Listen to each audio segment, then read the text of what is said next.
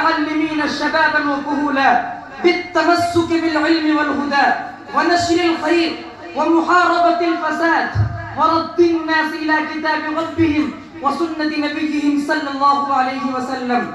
فإن الإصلاح يبدأ من كلمة صادقة وينمو بجهد مخلص ويثمر حين تتعاون القلوب على الحق.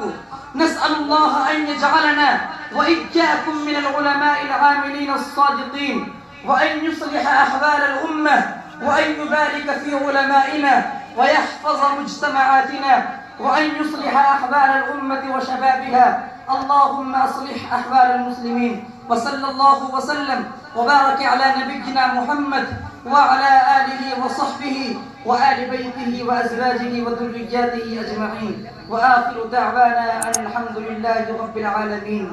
مع السلامة. يا لها من خطبة رائعة